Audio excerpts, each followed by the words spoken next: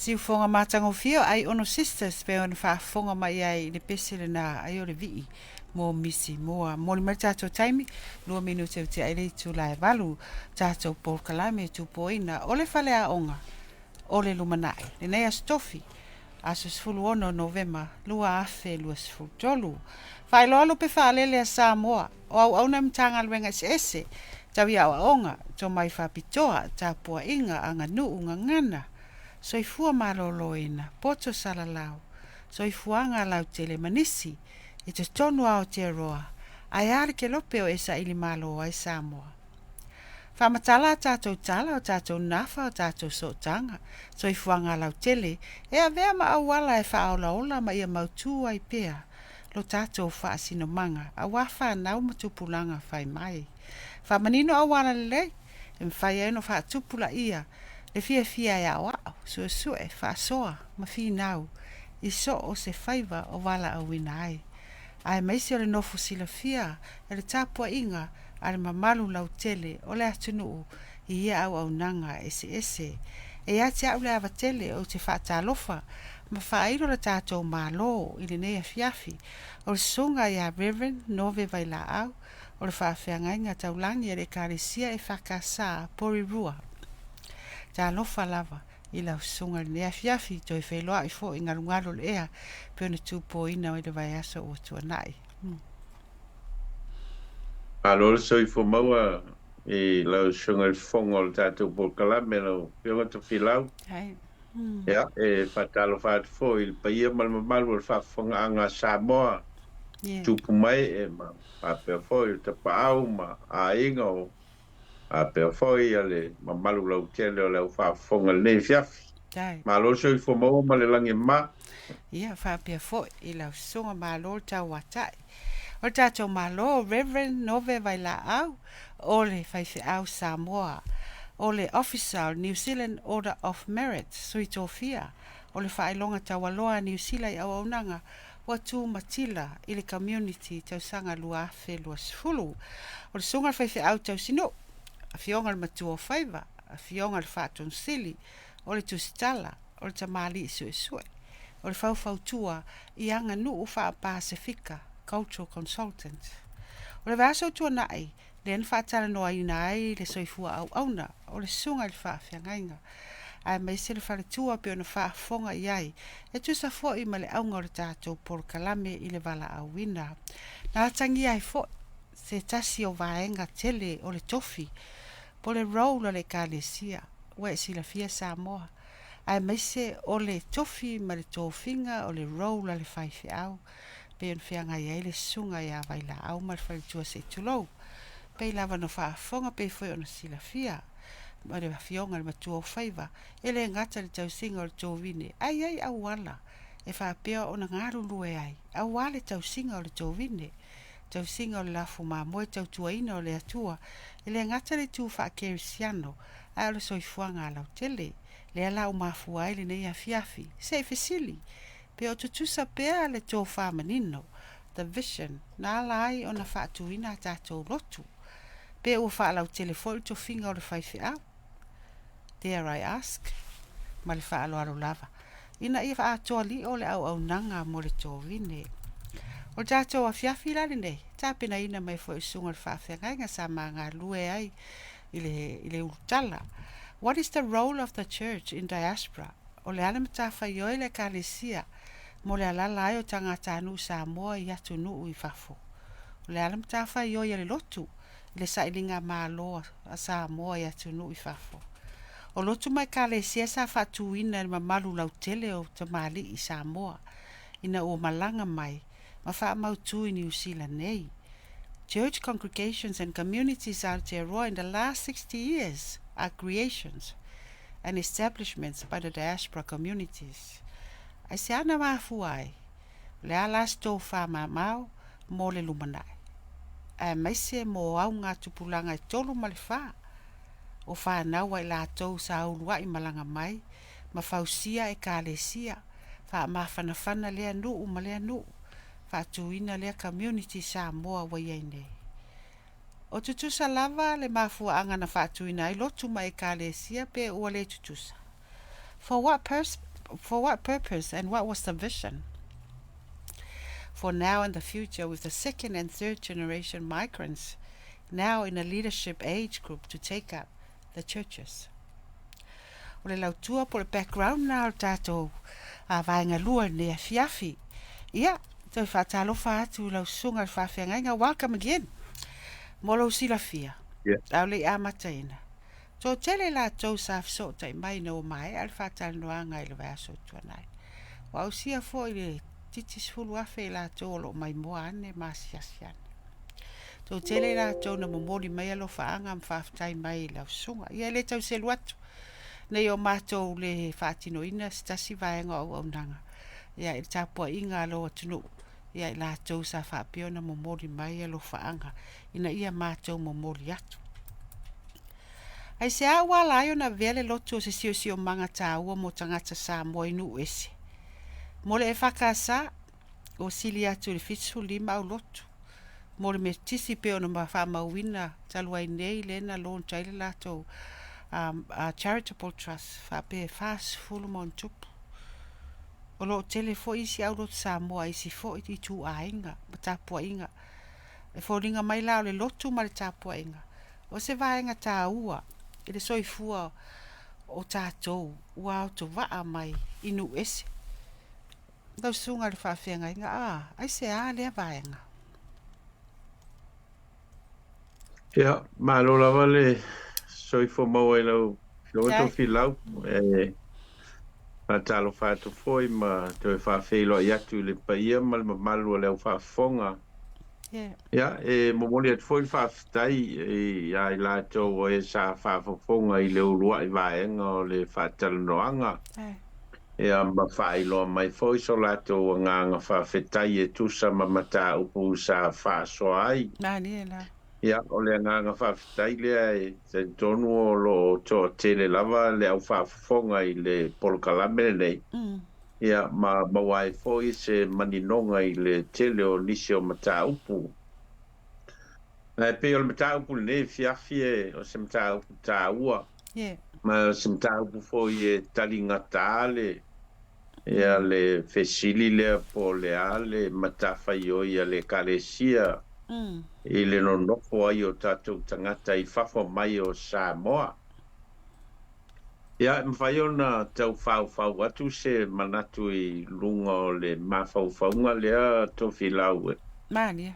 E o le mua o le ese senga o sio manga. E se lava sio manga o Samoa ia ma le tūlai mai o le kalesia tonu mai le awhi wal se lau tōru spunu. Ia ma whaastolo mai ai na o taunua te foi e isi tapua inga i Samoa. Pe mafua le lotu i Samoa ono o le ngaluenga wha missionare na moli mai. Tangata missionare ia ma whalaprotonga wha missionare a le aitu a inga ma le aitu a inga e pe ona taunu atu i lau whanua o Samoa ma whātū ai. Ia ma o le alau a vea ai le talitonunga wha kerisiano. Ua whai ma o ngātu tonunga le mua le ngata o le wha vaio. O le malo Samoa e whapena foi le soi fua o tangata Samoa i so uma. Ia o sio mangal na o Samoa i le tūlanga o le kalesia. A ola i fsinigiam ta upule pole anta whaioi o le kalesia i whafo mai o Samoa. Ia ese la le vaai e te tau o na vaai ai e na ia mawhai ai o na tau maua se tali. O na sa ili le alia e mai o mea nei o lotu. Ia mai kalesia ai tu a inga ese o tatu tangata Samoa i li taunu mai i whako. Ia o le ua o le whaitau atu le vao le ona sifuru le fitch funtau sanga taluai. Ia mai se lava i nei i New Zealand pe o New Zealand o le asa o lua i taunu mai e o tatu tangata ina o ese mai ia ona o le sota inga voi le vao New Zealand ma Samoa. Ia maamatai ona whatutu au lotu. Lau tala noa pea au i le kalesia o te iloa ma o masani ai ma ua o ngā lue ai te usanga I tele o le kalesia whapapitong Kerisiano Samoa.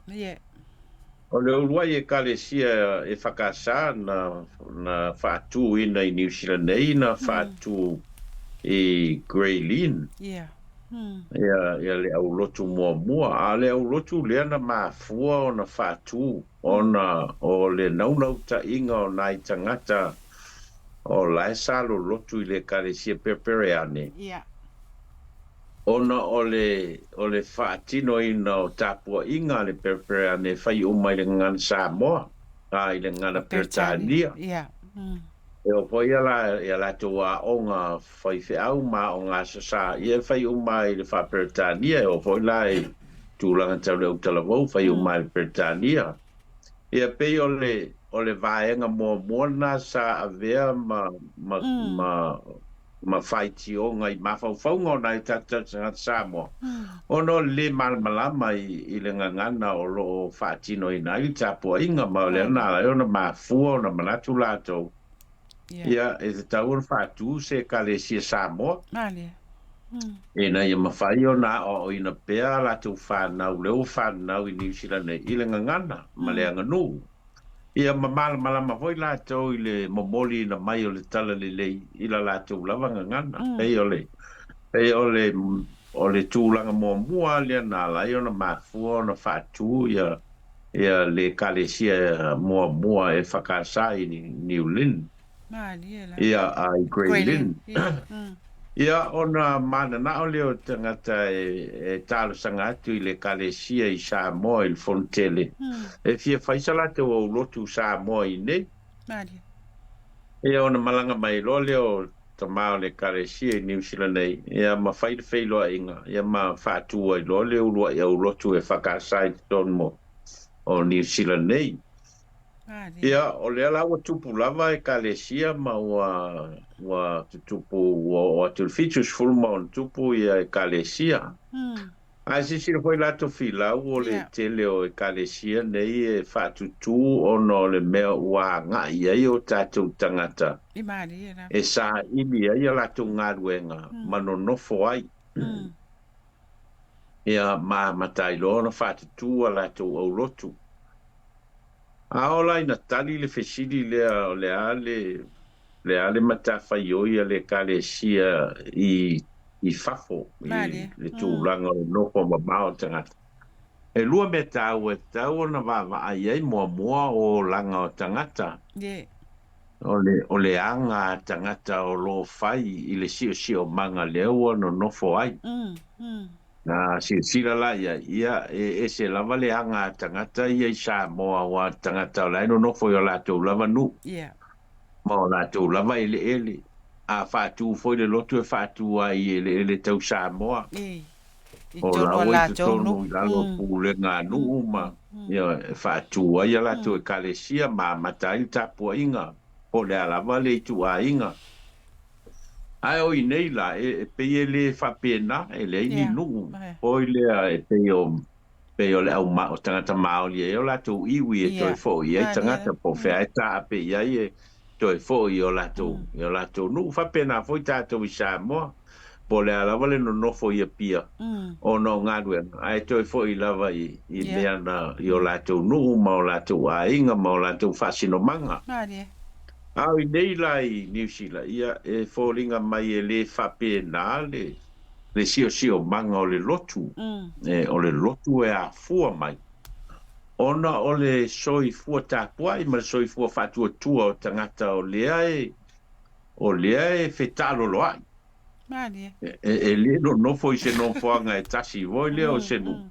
A e whetalo loai ona o awa no le soi fua atia e o tangata. Me mawai ngā ruenga, me tau ngōwhia ai, ia no whanga tau whale, ia a sisira hoi lai le move, leo move ai nei tangata mai au kilani, po le peisa a vea au kilani o le no whanga e tō ai tau nuu mai ai, ia matuta ai, ia le whai malanga mai. Ia, le lau ta ape o tātou tangata I vaenga I se uma o New Zealand, o le ngata I au kilani, a Wellington, ia ma pitonu uma Wellington o fasolo atu Christchurch ma ia la fo o fasolo atu isi pitonu o le motu i saute sila la ile move lea ma le fetalo loai o tatu tangata ma mafo anga ya la io no fetalo loai o tangata ma fatu tua I lava la to lotu matapua inga o lo tonunga o inai te tau na lia e aise tali tau tala fea ngai o le fesili lea o le ale matafa ioi o le lotu mo tangata o leno nofo I fafo Vaengalo na lua e tā ua I le vai lea o le ale mafua anga na lai ona o e se mai tangata mai Samoa ai o mai I New Zealand ia mafafo e mauti no la vato filau e le aise isi o tangata e o mai Samoa ono e whapea e o mai e fia o e lo lotu mani era a wā lai tele tapua inga I Samoa ma o tatou nu e ole mea foile tau ole migration vision o tangata na lai ona o ese mai ia ole atia e ino a inga mani o le sa ilinga o manuia o a inga I le nata o a inga I te tono New Zealand o a inga o lo whaabuli mai Samoa. A silsila la I le migration vision lea tangata ma leo ese mai. O inae ta tau o na avea ma wha sino manga tā ua po le ale matafa ioia le lotu. I te tono le lua sulfita usanga talu ona o ngalua I te tono I nei pe o lau lea wa ai whawhai whiau. Ona ole ministry and mission na le lotu. E whasino ala I mana onga o tangata ma o lato lavasinga. E determine voi lea le mission and ministry a se tapo inga ma se lotu. Ona o le soi fua o tangata ola. Ma no whaftai. Ia, o le mea tonu lea ua e sau noa iai. Vaenga I e lua mua. O le saininga ma lo po le wha ta loloa I o tangata Samoa. Na malanga mai iai. O le leo mai e whaise lotu. No mai e atia e ainga. Ia, le sina e o loa o mai I o whaatutu lotu. Ia, o whaatu ma whaapea o na tausi lotu. O le sila I tu o le e te sila fia lei wa lau sunga tu lou o lo o loto lo toi I le whainga o policy sa le malo New Zealand. O lo o tele ai le leo whaapea. O le lotu lea ua polonga ai tangata. Pe voi ei le au wala fo I lea o le asa o sila iai. Wala wai whalonga so o le leo lea whapea. Kele sau e whaise lo, ngō sau e kaukua lo ai. But ali lifa lai le tū lea o le fausia ina o le community mawhanawhana. Lea nā lai na o whātū lotu. Lea ua more than 60 years in New Zealand. E whawhea lao na e tali atu lai I situations I e lua. Ia, e tele vaenga ia I o latou sao I le mata upulea mua o le saulotonga o le tanga soifua ia e alua I e lotu pele ai. Mani. Ia, o le apul tapua inga e alu I ai o le freedom of religion ia ma le freedom of worship o le mea o le right o le tangata. Mani, ena. Ele fa malo sia la e se tastangata I le tapo inga. Lona lua o le tā ua mo mea o le building of communities. Tātou o tangata whai mai. E pe whaona e saunoa e langona le mawhanawhana I le poto whātasi e le ngata o tangata Samoa. E au tangata whoi o mai se no whanga e tasi e pe e whapena tātou o a inga. Ia manu e whauai a communities ia o le whai o le Samoa ia mawhanawhana le Samoa I le Samoa. Ia, ma vea ilo latu soi fua tapuai, le religiosity o tatu tangata, le Christian faith and values o tangata. Ia, e leo se mea vole a whapea e Tauanau ina e nisi o. It's already part o le tatu DNA wha Samoa. Mariela. Tātou o tātou tangata tāpuai, o tātou tangata whātua tua. Ia wa uma foi ona determine voi leo tātou tua a o mawaele tua inga tāpua inga o le tāpua inga whakerisiano. Ia le tāpua inga e tātou te muli muli ai. O le alu la o le tangata i se lotu. Ma a wai i se au lotu. Ia o lona na pule sa o loto. O le contribute i le welfare o le lotu ma le organization leo wai ai.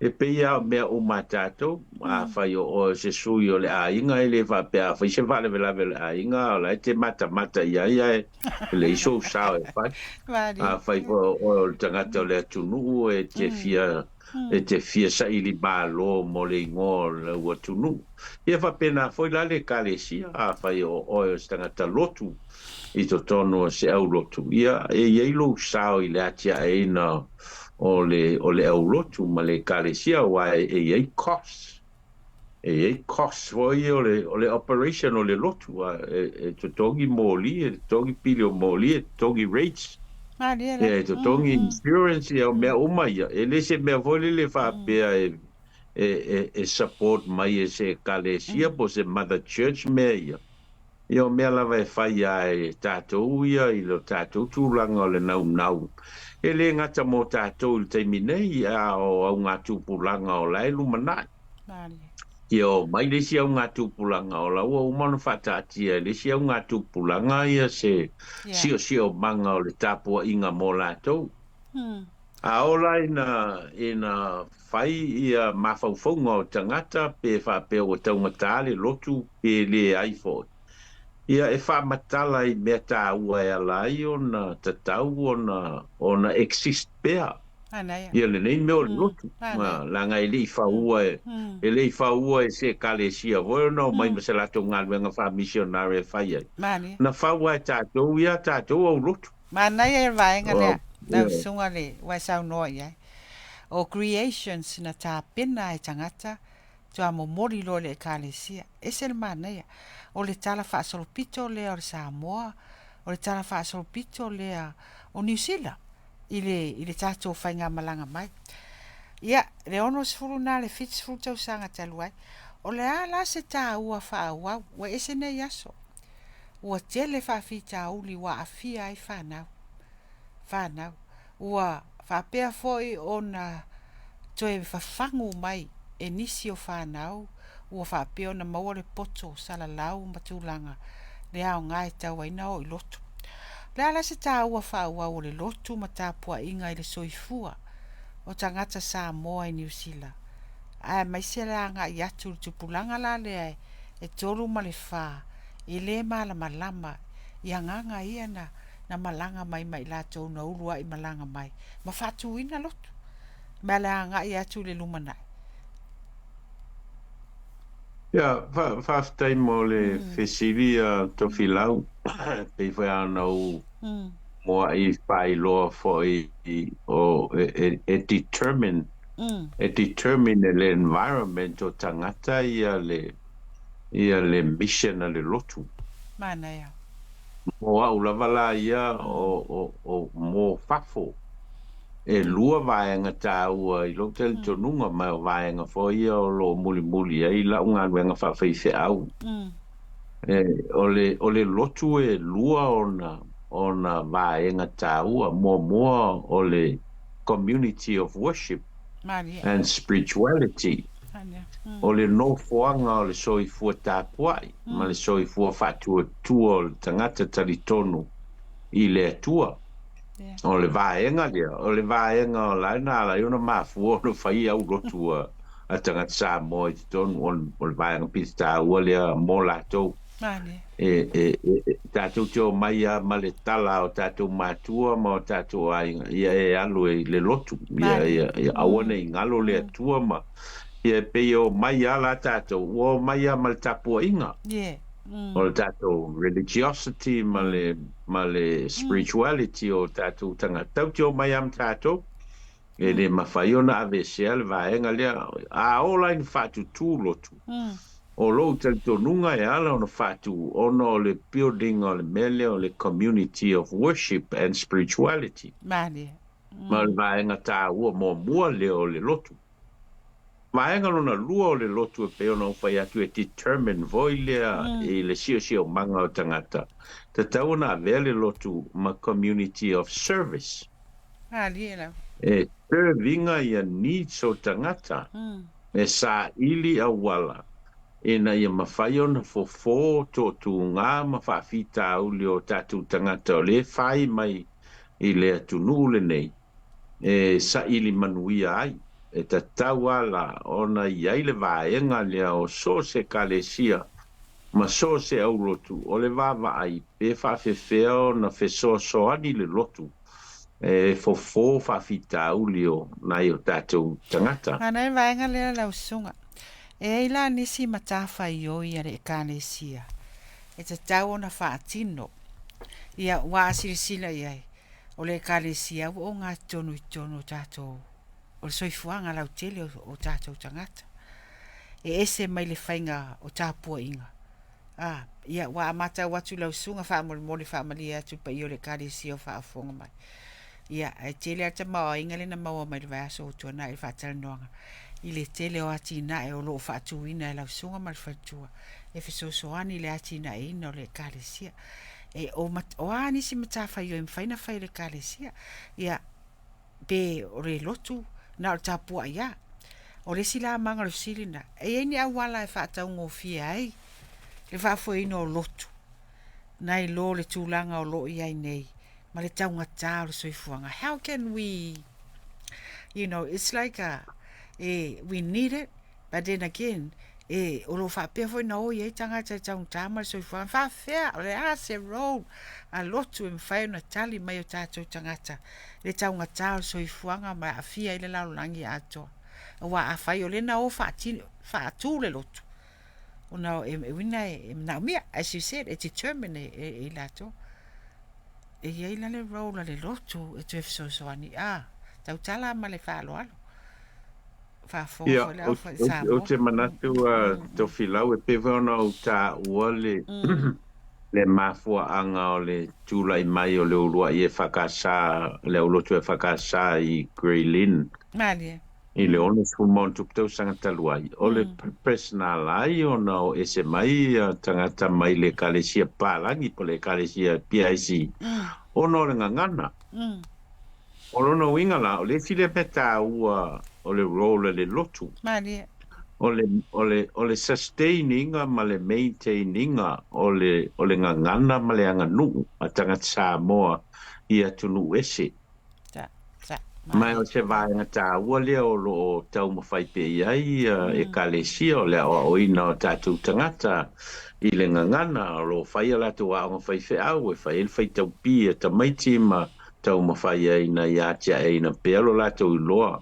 O lo whatino foi e tātou nganu i se tonu o e kalesia e whatino ai pel tātou ngangana o tō na ia au rotu ia mau mai tātou whanau e serve ia tangata mātua ia le whainga whai poiponga ma ta ingo sua ma mea lono winga la lai ai le role tā uana le kalesia i le vaenga o le anganu ma le ngangana lo whaonga ina ia le vaenga tā ua le ai si sila foi a Tofilau i le mea leo na leo toe tau mawhai e tangata maoli o le toe whaafo ina mai o lato ngangana ma le lato atinganu. O se meta aua, te tonu foi lao se roll ta ua lea ale kalesia ma e kalesia Samoa lo whai i atunu i whafo o le whaaua wina pea o le practicing o le ngangana ma le nganu o tangata Samoa i atunu ese o se vaenga ta ua lono lua. E se alisi o manga o sato i Samoa e lea ini vanga tupe ale malo o whaanganga mo mei o social services. Malia. Ia po le serving o needs o tangata i le health o le education ia ma le employment o lava i metau whake. sila la ia i le teimi nei ma tātou e kalesia ma ulotu o leo ono sfulu, fitu sfulu tausanga o i nei.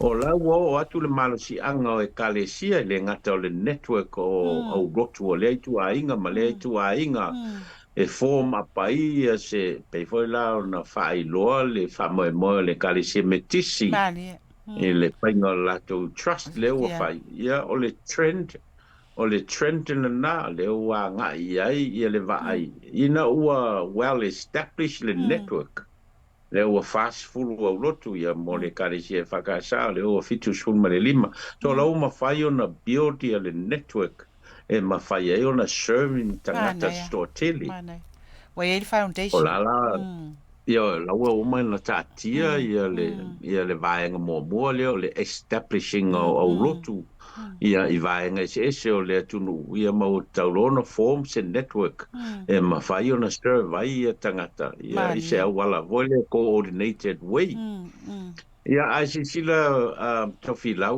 e le fou le whainga lea o le whainga lea o la sa establish for i e kale sia no mai apapalagi no mai a sila i le kale sia katoliko o meta wa onga uma le kalesia katoliko le yo le fandel malo o services uma mo fale o tangata matu tua ale Presbyterian Church e fandel malo 100% o le teleo services of Salvation Army o le e pai le malo multi-million wa taurana o ye tato kalesia ia o le mea foi o laua iai le presidents o laua iai le alafua ua uma ona faatatia e kalesia tele ia ia e tatau foi la ona vaavaai tatou e mulimuli lea faiga e pei o le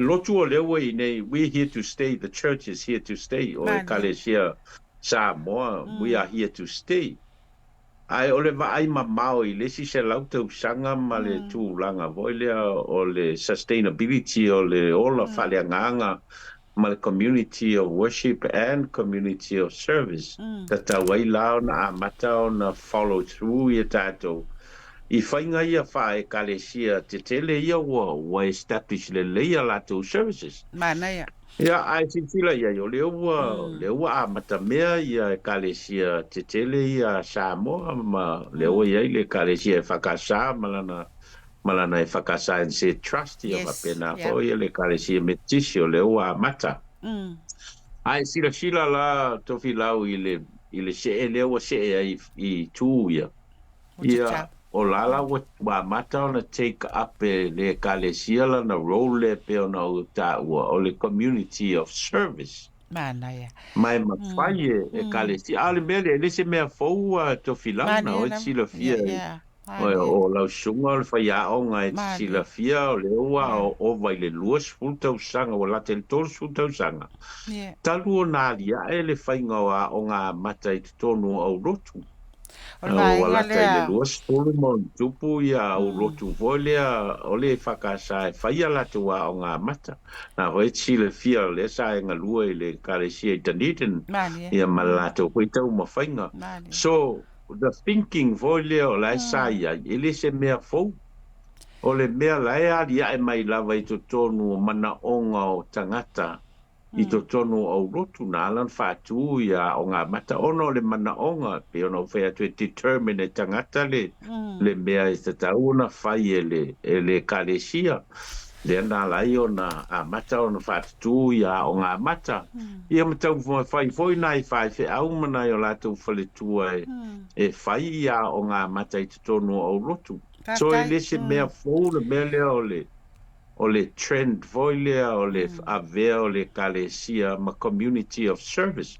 Le ala o mai le vaitau le nei ua te tele ia meo fisoasoani le malo le ua ia pela se whataitainga sa le aini tupe e sa whaanganga le malo mo mea leo o Pacific languages. O ngā mata ma vaenga ia le ua ia. Io, alewa si fia nei, alewa every year alewa fa tinoi melea o le ngana le tunu me le tunu e fatau o ngana le tunu me le ia ma la fo ia financial resources o uma na allocate le malo o mea so ia no vaenga winga ia wa sau noa ia o vaenga ia o se atunu ia yon tanga ia yon tanga tanu le wa e sau no manina wa malama to telefoni si wa fa fonga mai malama le vaenga o le fasili la o le mama o atu tātana noanga wa e whailo the background o le amataina o le whaatuina o lotu le ua lata le fitsful tau sanga talu ona pule ina ma whaatuina a sila i malu assets ai kare sia i nei New Zealand le ngata le whakasa o le tele o tātou e kare sia ua vaenga lava o le lau whanua o Aotearoa. Yeah, ronga winga. As you say, we're here to stay. O lea ua part o society. Yeah. E mwhaila na whaile fasili whapea. Ai se ala e le whatua i lo statou lotu i New Zealand. Awa a whaila i a wāre tele au le si vaenga lea. Wai taimine o le whainga taulanga tulo. Tautala ma le whaaloalo. Ia vaenga e le tauna alo iai. A whai o tala noa ia ina ia kawa. A whaila o lea ua maua lo tātou mautu. Lea ua le aia e pule ala sunga pe tani mai pe le tani mai. Ai se ala le mea ua le whatuina i lo tātou lotu i New Zealand. Ia ai lo le ave fo i taulanga i Samoa. Ai tu lo taulanga i wha mautu a tili ai. E ka le sia i nei. Te tongi ala tau mō kesi. Ia mawhai ia lei ia soifuanga o tangata lotu i nei. Mana ia fisito filau. Te manatu o le fesili sao. E le o le aisea. A le fesili sao o a fea. Mana. Ia. Ona e leo se mea foi le whapea e le tupu. Ona ua uma ona tupu. Mani. A si ia o tala no lava ono le kalesia e whakasa malona tala whasolopito. Mani. O lea ua o ese ia tutuila ma manua. E whaatula la tau e kalesia e ui lava o le ngangana e tasi ia e iai mafua anga mo tatau ai ona o la tau e whaifo le la tau la o il malosi. Mani. O lea foi sa tātou mafuta whātasi ma toke lau ia, lea foi ua whaiale karesia toke lau ia. Mani. So o le fesili foi lea i le whapea aisea ai o le fesili o a whea. Mani. Ia pe ia o upu masani foi lea history repeats. E toi tupu foi awa e iai mafua anga te tele ala ia na tupu. Mai o mafua anga ia, e leni mafua anga e whaatonu e se lotu. E whaatonu e le sio manga, o le sio manga mua na te whaatonu le mafua anga lea. Ona o le ese o whainga malo. Ese al whainga malo New Zealand, ese al whainga malo Samoa. Pe ia ona iai le se senga o whainga malo tutuila manua. Ia mal whainga malo Samoa sifo. Lona rua, e ona o tūla fono o le sio manga lea o whainga malo. Ia e whasino folau, e whaatono folau mo mafua anga e awhia ai le tatau ona tupu se mea pe le tupu se mea. La whain whataita inga ia le tūlanga lea sa talanoa ina fo i e le whainga malo o tūlai mai nei o le tūlanga lea o taxes a whai au. Mani. Ia o lapto a whatalanoa e sa mo le taxes a whai au lai sa mo. A wale vanga tax mātou nei e ngā lulu e New Zealand. Mani e lam. Awa e le fesilingia le totongi tax le whaife au i New Zealand o le tūla fono le malo. E te tau na muri chai. Ia, e te tau o na whai. Ia, o le Vailaau e sila Tofia i le controllinga e New Zealand i lalo ana tūla fono whaalea tunu ia le mea leo le Charity Commission. E mawhai ona latou managing ai ia le whaafewa inga o tupe a charities. O tātou rao e kalesia o charities. A ola ina papai mai le mālosi o le tūlafono tau Charity Commission. I le whiawe ino tupe pe o tupe ia watu e tātou I nei e ave I Samoa mo ngā nuenga whale kalesia. Ia o I nāla e tupu ai ia le whatonunga e whai ai ia le whiawe ingo ia mea. Mai I uaina. E peila o no whai atu e leo le whesiri voi lea pe aisea. The question is when is it going to happen? Wa le si vaenga o le si vaenga. Vaenga tā ua le ia fia nei sau noanga lau sunga le. Whawhianga inga se tulo whafonga anga Samoa. O le anga I le LUMANA'I ma le respond a tangata lotu. Tupulanga I tolu ma le whalea. Ia ne I whaapea o ni fuafuanga o ni talanoanga o ni a. History will repeat itself. O le a le relevance. Ia relatable. Ia le tāpua inga mai whana. Peres vaenga na. Whaapopo atu iau au tawhala su. O le meta ua lava Tofia e pe ana o whai atu o le sio manga o tangata ia male environmental o ia tangata e determine ai se me tau na whai. Po le lava me tau na whai po se whainga whal malo po se whainga wha economics ia po se whainga wha ekalesia po e determine e tangata le mea. I lo la tel tonunga I pe ona o whai atu e le fesili o le aisea le fesili o le wen. O no lea ua ngai atu ia e kalesia I le au ngatu pulanga tolu ma le wha. O lea ua limit le o mai e tangata mai Samoa e afe se lau tangata e o mai e nofo I lalo le pe mita voi lea nofo mau. Ma o lea la ua whaititia tangata e o mai Samoa e le pe o le luas fulu tos fulu whasu tau santaluai sao mai sao loto tangata. Lea la ua ngai mai ai fo sila foi la le population o tangata Samoa le wea o te le atu le population o tangata whana nau I whako. Nei lo tangata la e o mai Samoa. O le winga la na o lo manatu foi lea. E determine tangata la na le awala o le kalesia I le LUMANA'I. E determine lesi au ngatu pulanga lea o le tonu ma le wha. Ia le mea tupu. E moni ele o sauranga I le wha peo ono ua tā whaatala noa ina le mta upo le atupu ai. A le winga o le manatu foi lea e pea o na sauno foi. History repeats. Le se mea wha pea le tupu e tupu. When is it going to happen? Ia o le tātou wha pea ia e whai aso le ali.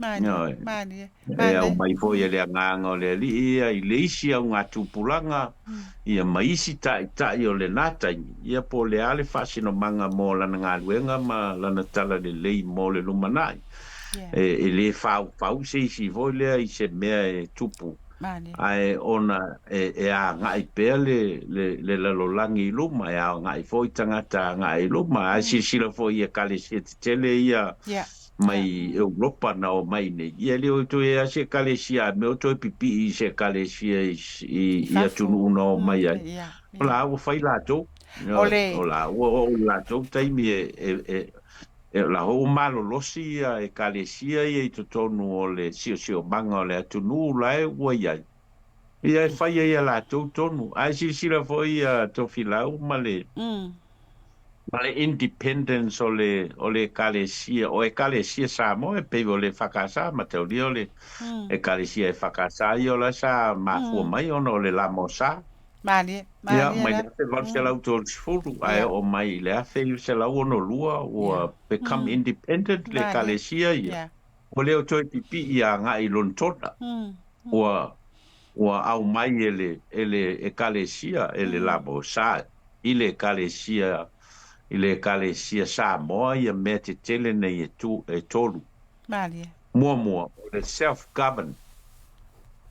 O le self-govern. E pūlea lava I tangata Samoa ia le kalesia Samoa I Samoa. Ia na whaavai. Lona lua. Ia malona whaavai. Lona lua, o le self-propagate. Mana. E whai ai lātou ia le awala e whai ai lātou tāla i ngā manatou lātou e tāla i ngā Samoa, tāla i ngā Samoa, whea lava e tāla i a ngā iai, pe tāla i ngā Samoa, pe tāla i mai whafo ia o le winga le o le self-propagate. Ia loma lona tolu, o le self-reliance. Mana. O me te tele ia e tolu, o le ana au mai e le kalesia la mosa, i le kalesia Samoa, e mawhai ai o na tūtoa tasi le kalesia Samoa, mawhai la vai ona tangata. Le alai o na whai a tātou whai ngā taulanga o no le vaenga leo le self-reliance. Mana. E le ise me te whata tau te leo wha moe i le la mosa, e au mai e ni tupe. E tangia i lima tātou, e whai tātou ngā luenga. A whai la e manatu ia se au ngā tūpulanga o le kalesia, e tupu le mea lea o le whai peo i nei, e tu ia Samoa. Ia o mea te tele ia te tau ona assess po wa ready. Vaenga ia wa. Vaenga ia wa sau noa ia. Le o ese atu. Ina ua whaapeo na fina ngalo le whakasa tuto o tasi mai la mosa. Ia ne te imu mamao mai tātara noa vaenga. O le vaenga o le successful. Wa tupu maola. It's growth. Ele se vaenga fo ile whaapea a mea o whaasea i whea. A sila ia ile au tala whaasolopito. O le fua na, o le whaamanuia ina. O le tāpua inga. Ia tasi na vaenga. Lona lua. Ina ia o ngā tusa pe ana e sau noa. Ia determine. E la tau o lo whaapio na whao ngā ina. Lea service. E popole lala o mahu whao. Ina ia whaawau pea. Wa lewa e sila e le tala le. O le tusi ngai ngoa New Zealand lua awhis furu walu. Ua pa uwhai numera o lotu mautu. Traditional churches. Pio na iele whakasa me tisi ma katoliko.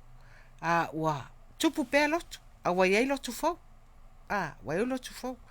Ia matulanga whapena. O le asa popolenga. O le asa o sila ma maola iai vaenga ia. Ia, pia na tātara noa foi lea ma o tau mwhai atu foi le mele o le freedom of religion. Mani. Ia ma le freedom of worship o le tangata ia e whaingataan tātou whapea mea e whaipea le tangata ia lana sa ilinga whaleanganga. Ia ma le mea e sao loto ailan tāpua inga pole alawa le vaenga moa o ia le o se popo lenga le mea lea moa. Maria. E le determining a foi ele number, the population o se au lotu, ia po se kalesia, ia le sincerity o lana worship o lo fa. I don't think determine fa pen. No. A tātou wawa ai foi le purpose e ala i ona sui e le tangata san tāpua inga, i le si tāpua inga. Ia e te le ai mafuanga. E le o nai o tātou tangata foi o mai o lai whakasa o mai no nofo nai o lātou a inga o loro lotu i le si tāpua inga. Ia o nā sui ai foi lea e. You know, we have that freedom foi lea. Mo aula ia e. The stats foi lea has no relevancy le tūlanga o mea tau le tāpua. O le mea tāua. Ono le majority o tātou tangata tāpua i pole ala walito a inga o tāpua iai. 90 plus o tātou tangata. Ele ngata o tangata whai mai Samoa, o tangata o leno no foi New Zealand nei. O tangata tāpua. O le vaenga leo o le tātou o langa o le spirituality po le whea vaenga e tāpua iai. Le mea tāua. O lo iai se vaenga le ola whātua tua. Ia e fesoso nia I whainga whilwhilinga al tangata mole anga I luma, ma le tau singa o na inga malan whanau. Maua le so tanga na o le spirituality. Man tau lio spirituality is nothing to do with religion. Mani. Ia ise so tanga o le mele o le spirituality, o le spirituality al tangata ia o lona o la whatua tua e tel tonu ai I le atua. Ia mo ia ma, e le aila se so ta ingo mea O le meta ua, o le spirituality o tātou tangata is always a powerful part o le o langa o tātou tangata Pasifika I le ngā Samoa pa pena o matangata o Pasifika. So 90% o tātou tangata Pasifika I tono New Zealand has got some spiritual connections with a church. You know, o se mea pito tā ua le nā, and I think o le contribution te lele al tātou o tātou tangata mai le Pasifika I le o langa o tangata I tono New Zealand nei o le spirituality. I lo tau tau nunga I leo se popo le ngā Tofia le mea lea a mea po aie te le lo numela o ela I titi lo numela.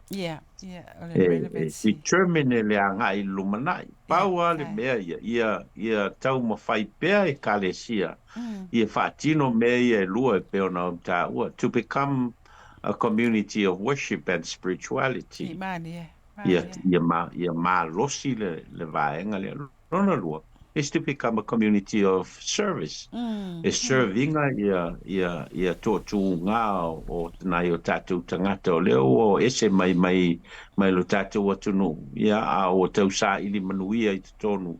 O se sio manga I le masani ai, le masani tūlanga o tūlafono, le masani tūlanga tau le economics, ma tūlanga tau tupe e tele tūlafono ho le. A whaila e vele kalesia e whaima pe soani nai o tātou tangata ia. Ia manai e tātou whanau o le LUMANA'I. I think o lau e le role tā ua le lotu. Manai e vaenga lea. E whai mo nai o tātou tangata. O le ua no nofo I whafo mai o Samoa. O le matafa I oi. O le mafua anga. Nā lai o na manatu I lātou na urua I whaatuina le lotu Samoa I te tono o New Zealand.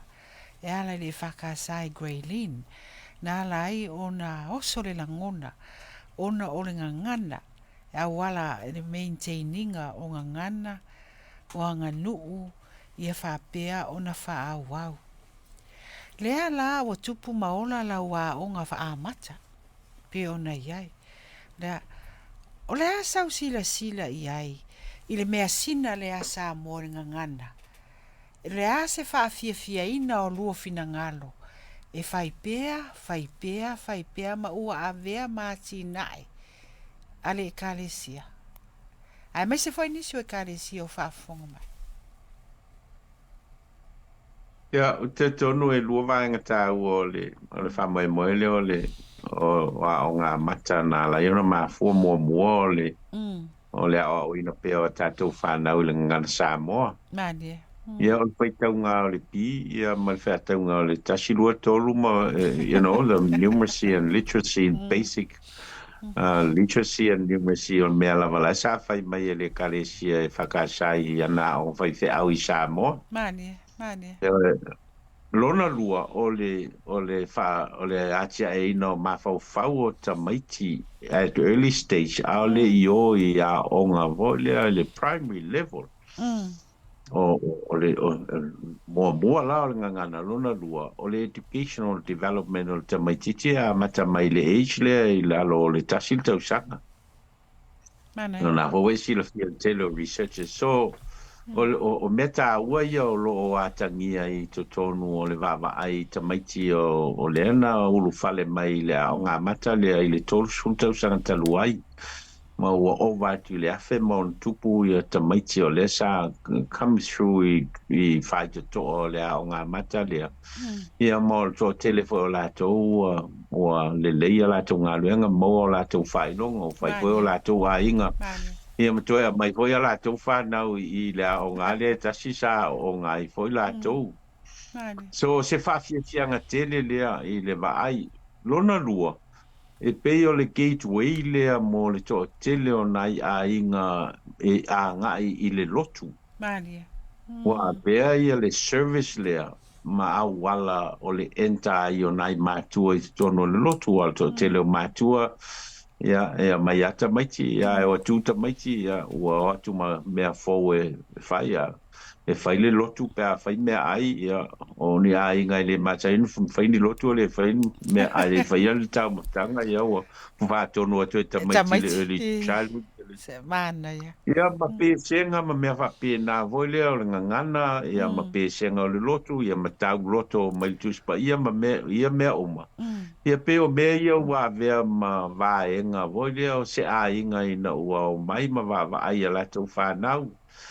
Ia ma iwa ia ina enta mai te tonu o le au lotu voile ma take part i le o langa wha le nganga ma le o langa wha tapua inga le lotu. So le isi le meta ua o le mātou ngā ruenga i nei. Ia o le pewa vele o ngā mata ma gateway e o mai ai tangata i le lotu o no laua whaafia ina la tau i services a le lotu la e whaatino. Mai e te tauan whaawa upea i le vaenga leo ngā ruenga o me taua o ngā mata o se it's a very important sector mo nai o tātou whanau. O lau sunga o le CEO po le Whātun Sili, a le trust a le EFKS en se pe ona i loa ai. Lea ua lata i le se fulu tausanga mo tupu talo na whātuina, o lo whapea fwina ngā lue whātasi ma tā ngā lue ngā māloa wale whātino ina o nisi o social services pe ona e sau no manino ai le vai aso o tuanai. O le e ai nisi whapea e le se rau le ale lotu. E ai nisi whapea e ese le tāpua inga e se vaenga whapea. I le tā whātale noanga. Na manino ai le matanga o fie o le mafutanga lea. Mafutanga lea matapena ai. Se vaenga lea te whautua ina. Ai mai se fo ile nofua e ka le sia i whatawhaitaulanga i fia. Ia, mo aulawa ia o te le whātonua foi lea ia le pa ia foi e ka le sia ma le tu tau tāpua inga ia poa foi ia Auaunaga e whai e le ka le sia ma le ka le sia e alo sa se manatu. Pau o le mea tā ua voi lea e sila Tofilau i le whainga mālo le leipa ne ana o mātu nei. E lua alato no foinga. A o alato paketi e sa whai o le ana whai ngoa ina o le well-being budget. Well-being budget. O na tala noa lo le i le meta o le well-being. Mani. Papena foi la tātou o le kalesia. O le mea lea tau mawhai e develop i o tātou tangata o le well-being o le tangata soifua. E le na o le nganga o le tangata le mea e tau o na ngā i le ngā lue ngā le kalesia o le tangata ato, the whole being. Not just the spirit of the tangata wai te le lo whamatala po le ale le mea o le spirit pēa o ina. Al tangata atoa, the whole being, o ana whai e le atua, le tangata atoa i lona whātusa. So that whole being, e ta tau ona develop mai lava i le fitoa whanau mai. Ia se iau ina matua. O vaenga te tele la o le being o le tangata, o lona tino, o lona mawhauwhau, o lona nganga. Ia maona langona, emotions o le tangata. Ale au le ngā luenga wha le kalesia ma ngā luenga wha le nganga i vaenga te tele ia o le being o le tangata. Lono inga lao laua wa lopsided lana ngā luenga. Ua tu la foa i se isi vaenga o le ngā luenga. O le tangata atua le fasino ala foi le ngā ruenga a Yesu Keriso i le vaenga le o taua. Awai le i fola ina e Yesu na le launga. O la sa fatino e le tātou li faola ia vaenga ia o le whamalolo ina o tangata o le whawhanga ina o tangata. E le se mea voi le whapea a mea e se le tūwhale tino e se le tūwhale anganga e le se mea whapena i le mata upu sili o le whao le tanga le atua na whaali mai ala ia Yesu Keriso lono wingala a o ina toso se tua o i e whatua o i mea ia o na se le o le ngā luenga ai a o ina tūwhatasi uma o le tangata atoa o le tangata lea na whai e le atua i lona whatusa ma manawa ia i le atua le manawa ola e ila lo tel tonunga o le sao ta ua na ale kalesia mo na ia tātou tangata le ngata i Samoa. Ia e whapea foi whawha mai o Samoa. Tau no o mai loa le vaenga tonu a lea fia fisili atua i lau sunga. Ia, ele matango fia lau saunoanga, ele au ia lau pua tama whainga. Ai o whaatala noanga e whaasoa i au wara le e whaatupu manatu ia matulanga whaapena. Ua o tātou e kālesia i tūlanga ua mautu. Ua mautu i ana mea tō tino, o ana assets matulanga whaapena. Ia, i fole tāpenanga le malo, ar mtanga ruenga tanga Pasifika sa whapeona wha mawina i le treasury. O se su enga sa whaatino ina la fionga i a sua Kevin Thompson. Wha maua le tele o assets a e kālesia Pasifika. Ia e pe mua a Samoa. Lau sunga Vaila'au e maise whaafonga Samoa ta fuelo swafa. Tasi vaenga fifia loto lau saunoanga po o afia. Wen e mwhaiaina. Wa unless e mawhau whaapena e kālesia. Na mawhai leo na fsosoani i soifuanga lau tele o tātou tangata. Tasi vaenga o loo whaapea o na tangi mai pea ia whaatustusanga matanoanga le malo i mea o loo struggle lai tangata Pasifika. O le la iti o i lātou e ona lātou fale. Ia i nei la mau assets a e kālesia. A mata e mawhai o na guarantee e ni loan ai whai fale a tātou tangata lotu. Ia a mata na fesosoani ia nei ia mea tō tino wa tātitia mai ia a mata lona fesosoani mai ia whai fale. Ia nofo e mautu o le a o mai are tai miliona o fale. Wa hati le ana mamau. La sau sila ia. Ia, whaftai mo le fesilia Tofilau. Mua, Tofilau, we are still at the infancy o le development o tātou tangata I tono New Zealand. Mani. E te afitu sutau sanga taluna o mai tātou tangata I nei. Papalangi le awa lua se lau mon tuputau sanga taluna I nei. So in comparison, voi lea o le tūlanga o le developing o tātou tangata, we're early stages o le tātou whai mai tono New Zealand. There's hope. Leftoa o tātou I le first and the second and third generation o tātou whanau. And you can see voi lea Tofilau I le development o tātou tangata I to tono o New Zealand. I le ngata, I le sfulu lima tau sanga talua I sa le ai se sui o parimene a tātou tangata pa Samoa. E minei mo pe ia a fua voi tangata ua ia o latu Faailoga te tele. Ia ma o atu tono university ma Faailoga. We're still at our early stages Tofilau. Lona lua, we don't have to rush ia mea because only whawhita audio lete tupu mai. But we need to manage well. Ia le opportunities. We need to manage well ia tatu opportunities. Le natala opportunities o le mawhai ona available ona le ownership o le common ownership o meto tino e peila o mea o e saunua ia o le common ownership o meto tino tau e kālesia. Time will come. Nice. Yeah. Time will come and mawhai ona utilize ia mea oma. Ia mo le maybe o le tātou generation is not o pauale role o le tātou generation o le to develop ia mawhasino ala ia tātou whana. Maybe the second or third or fourth generation will benefit mai mea ia tātou te ngarulua I te minei, you know. Yeah. Tū mau lava o tātou tangata, tū mau foi le kālesia o tātou e o mai le sia ngā tūpulanga e to e o mai le whai o le mea tāua ia whau e le sia ngā tūpulanga ia le mea e au ngā mo le sia ngā tūpulanga. So far, a fua i e kālesia tele o kālesia I ua iai o atu le tai se lau 5 miliona le ownership o meto tino sa iai le ua iai. Ai re iai se me whapena 70 years ago, nothing of that type was there.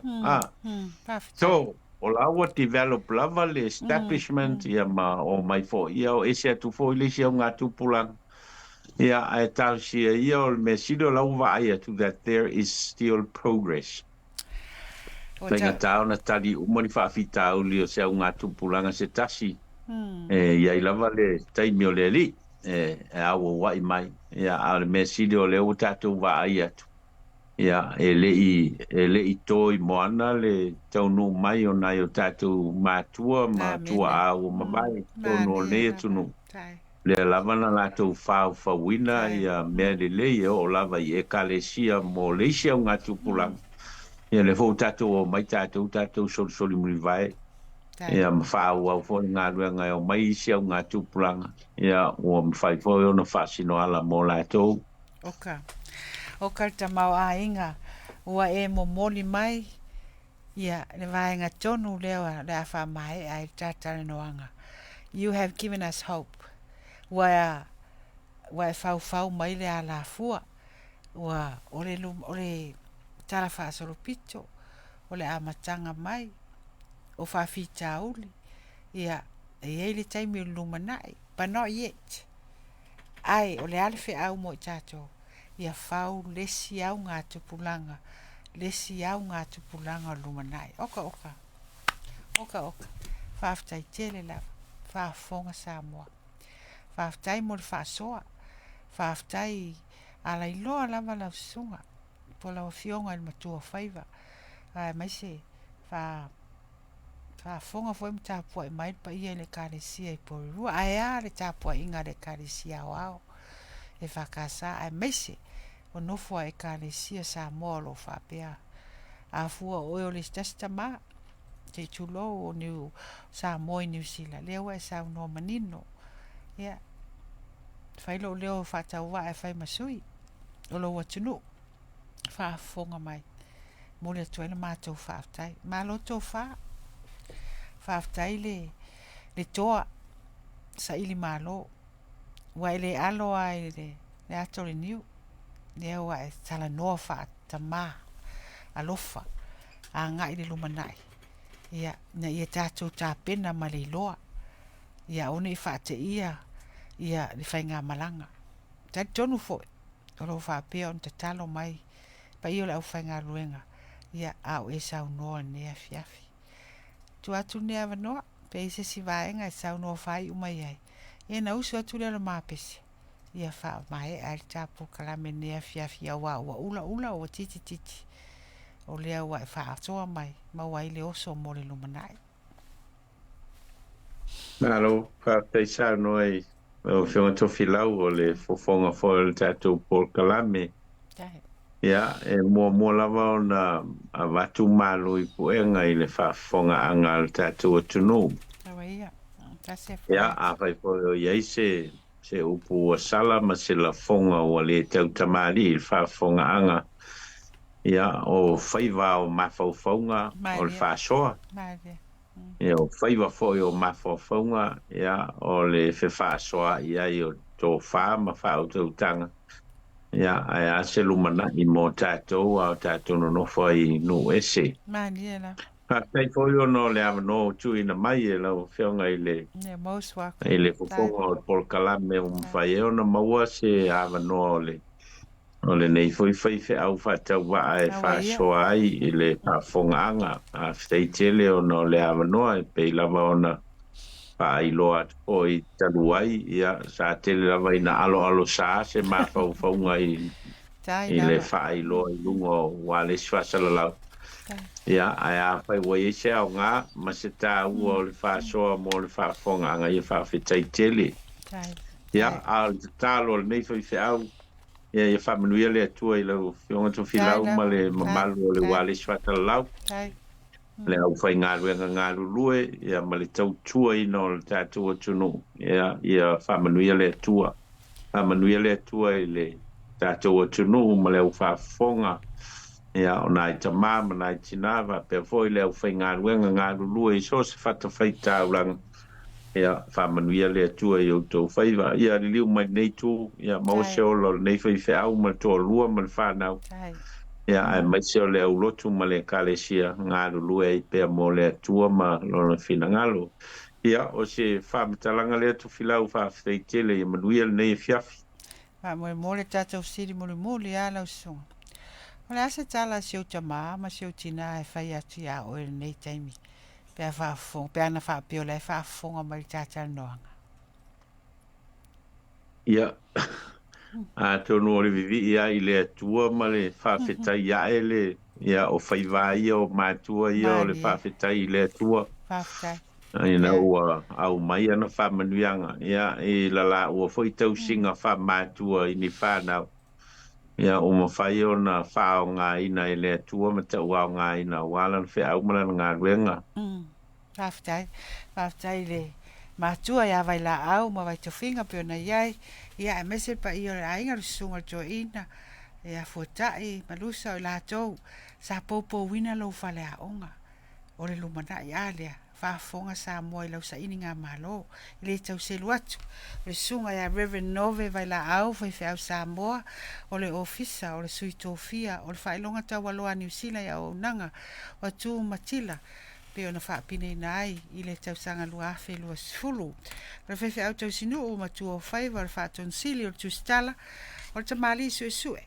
O le whautua i anga wha Pasifika, Cultural Consultant. Pio na ngalua i whautua le malo New Zealand e ala i le tele o mtanga luenga. Lua sufito sanga Vaila'auina i le atua marwhautua i a PMN Vaila'au. Ngā lua i tausi le kālesia. Porirua e whakasa Porirua. Mtanga luenga malosi. Le lau mua o Aotearoa. Le mātou whaafitai. Alo whangia i le atua.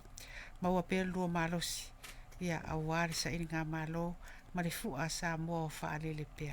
Ua whaafetai, ua whaafetai, ua mali e mata e vai.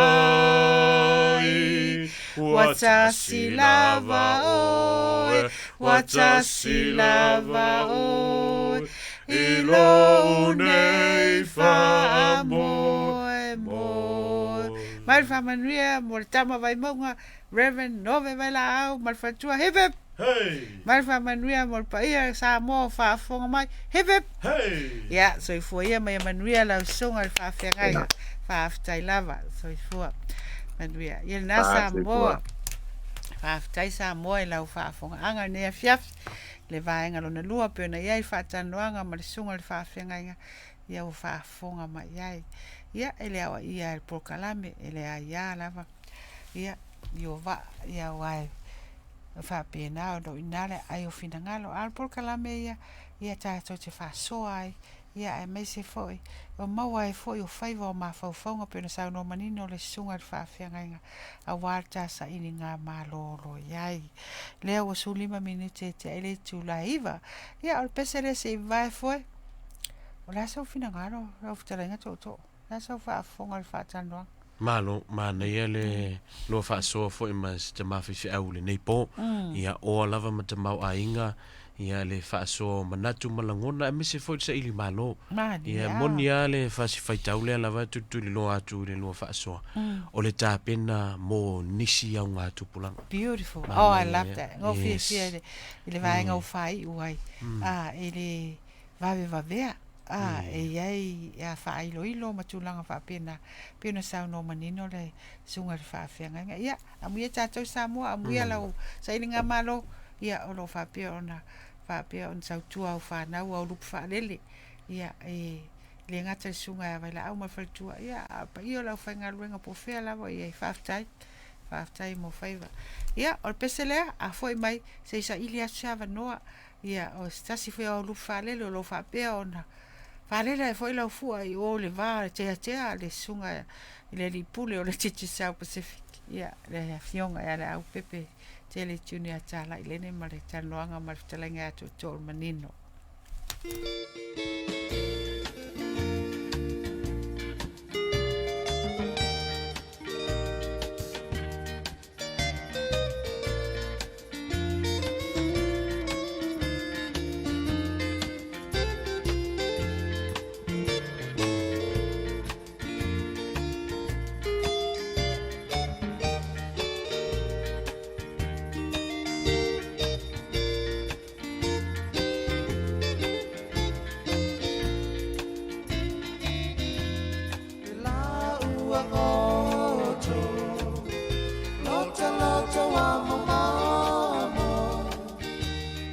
tai pea malea ina ua potusia ina lau solo na e solatu ia te roa malasi e o te mana tua ina pea o lau ingoa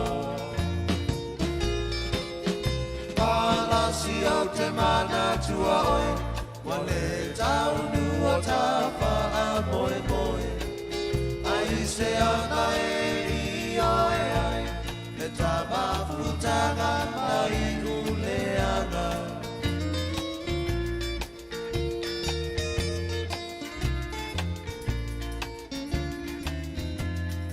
le mafutanga na wha